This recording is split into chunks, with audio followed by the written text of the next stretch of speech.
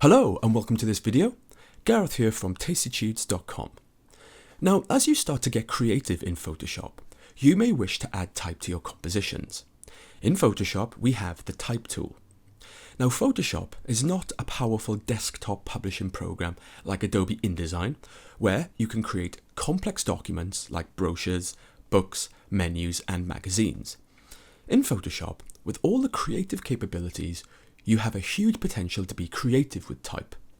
In Photoshop, common uses of type may be for t-shirt designs, posters, small flyers, book covers, 3D compositions, and website designs.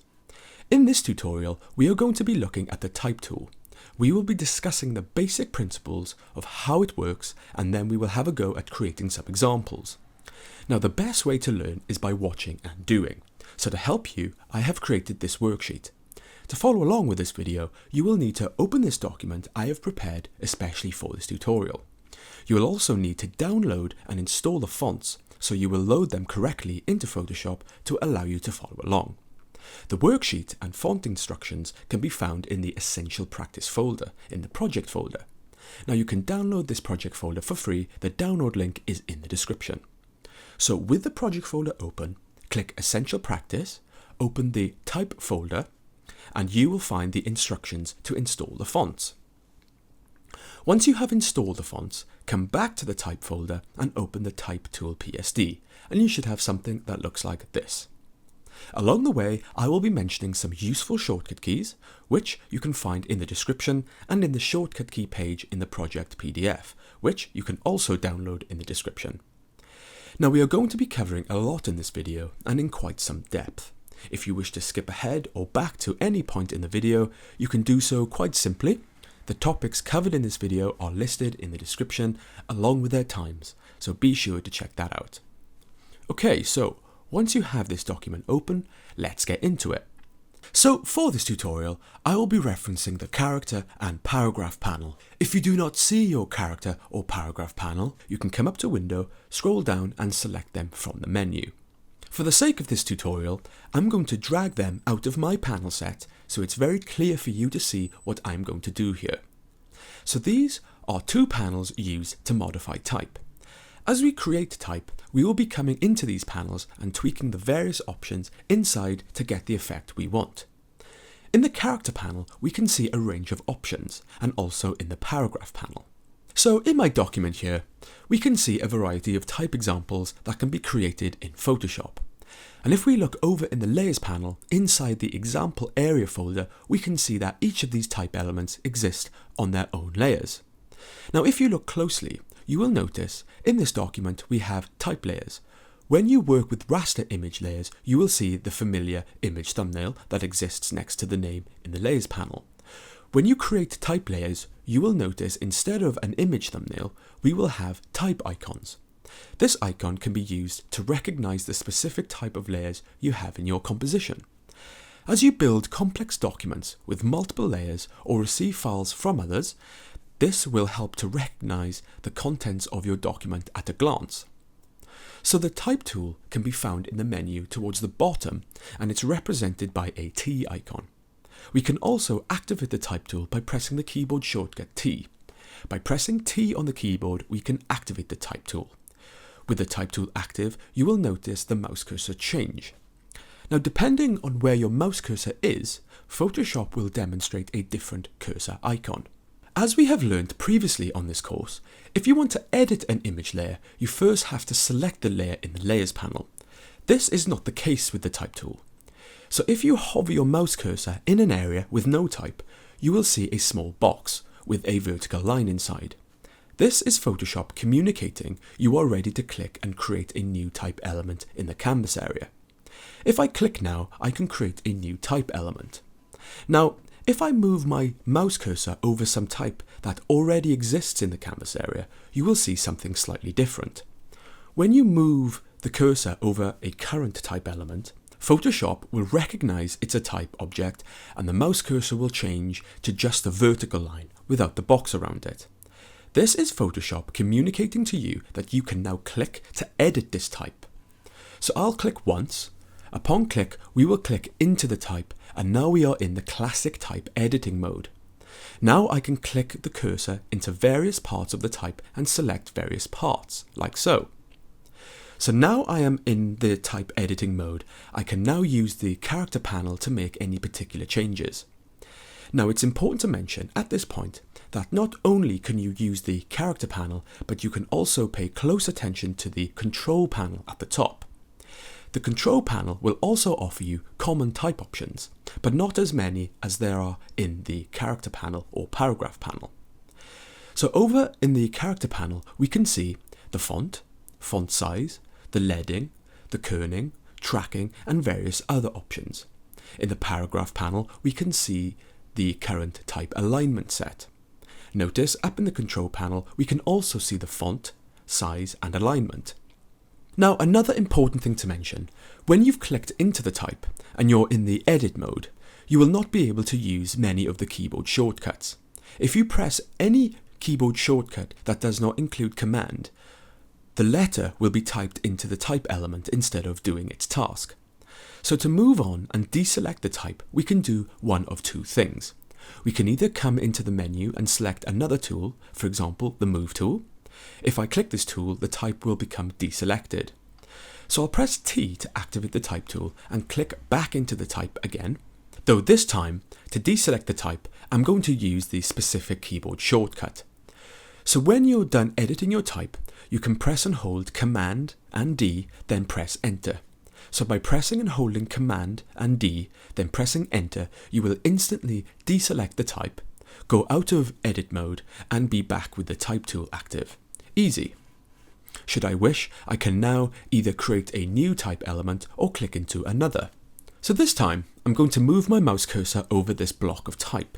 My mouse cursor will change, suggesting I can click into the type. So I'll go ahead and click once, and now I'm in the type editing mode just like before. But this time it's a little different.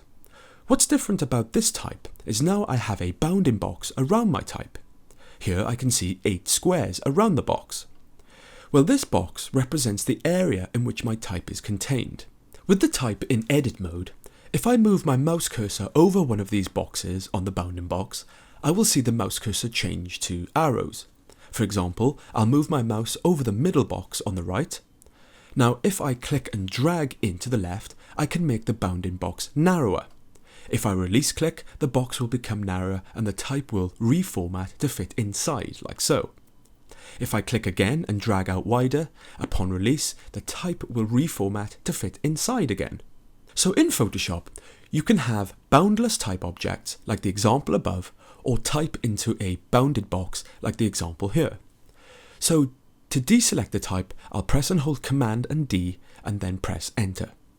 With the type deselected, I'll move down to the next example. Here we can see some vertical type. In Photoshop, should you wish, you can create type that, instead of going across horizontally, it can go down vertically.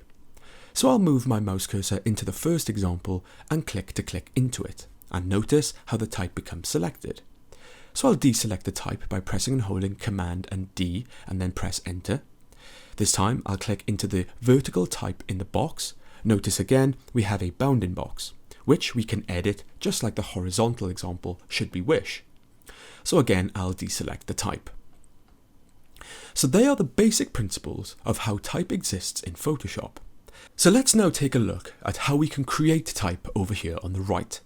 So before I begin, I'm now going to come into the Layers panel, toggle away the example area and toggle down the exercise area and click on the folder which currently has no layers inside. So when creating type in Photoshop, it all comes down to what the type element is. Let's say the type is for a heading, perhaps just 1 or 2 lines. So I'll make sure I have my type tool active or press T. Now I can see my mouse cursor in a state ready to create a new type element. Now before I click, I will want to pay close attention to the character panel or the control panel. Before I click, I may want to set my font and font size. So I can choose the font 1 or 2 ways. I can either click on the font drop-down option and choose from all the fonts I currently have installed on my computer, or if I already know the name, I can simply type this into the box. On this occasion, I'll click into the font name, I'll type Facile and select Facile Sans, and then I'll set the font size to 50. I'll do this by clicking into the value and typing 50 and then press enter. So now I'll go ahead and click once in the canvas area. Upon click, a type prompt will appear ready for me to type in some text. So I'll go ahead and type in some text here. Notice that we now have a new layer in the layers panel with the type icon applied. Nice. So with my new type, I can begin to make changes. For example, I'll select it all with my mouse, come into the character panel and tweak the space between the letter, the tracking. Now I can do this by either typing in a specific value in the box or move my mouse cursor over the tracking symbol. My mouse cursor will change to arrows and I can click and drag like so. So for now, I'll set this to 50. Okay, so now I want to add more type, but this time under it. So I'll click at the end of the type to make sure that my text prompt is at the end, and I'll press enter to move below, and I'll type in some more text. So I'll quickly select all the type by pressing Command A. With all the type selected, I can now adjust the space between the lines, the leading, and I can do this just as I tweak the tracking, by clicking and dragging on the icon, but this time for leading. Easy. So I'll deselect the type by pressing and holding Command and D and then press enter. Then I will press V to activate the move tool and I'll move it into a better position.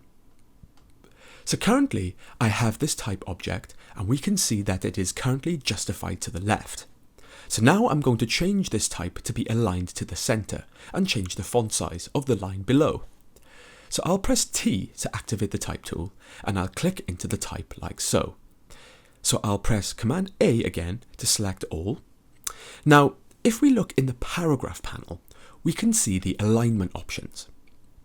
If we look closely, we can see the left aligned icon is currently selected. Now, if I wish to change this, I can click a new option.